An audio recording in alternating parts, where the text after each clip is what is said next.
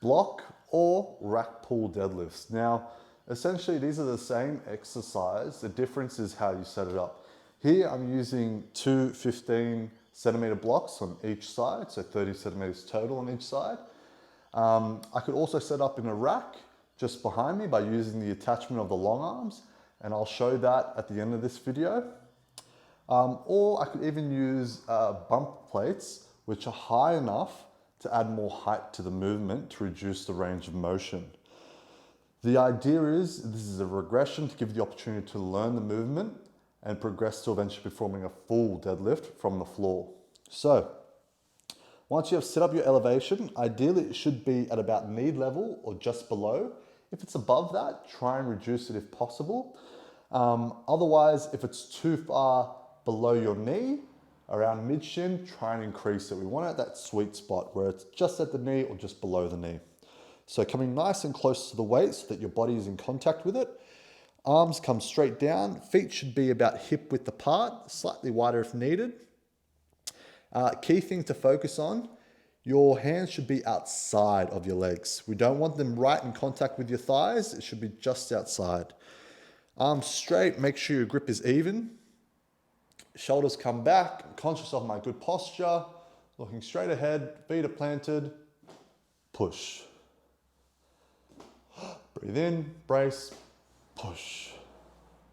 Breathe in, brace, push. Breathe in, brace, push. Now, you'll notice that my posture, my back was nice and flat. When performing this exercise, you should feel predominantly through the hamstrings, through your glutes, and maybe a little bit through the thighs. Some things to keep in mind is making sure you're pushing through your entire foot.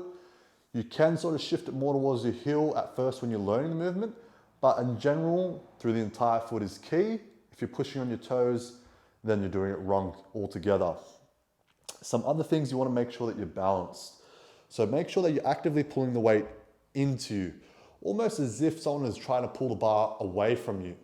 This will help activate your lats. If you watch here, you can see as my armpit tightens as I set up and contract. Watch closely.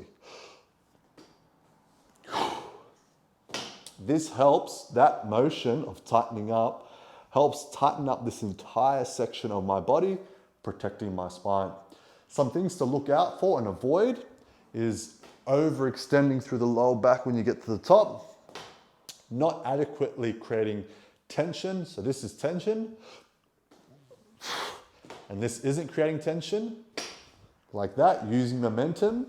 Notice the noise it made as well when I lifted it. Ideally, it should be silent when I lift it. Other than that, just focus on what muscle groups you're trying to work. If you're feeling it where you're supposed to, then chances are you're doing it correctly.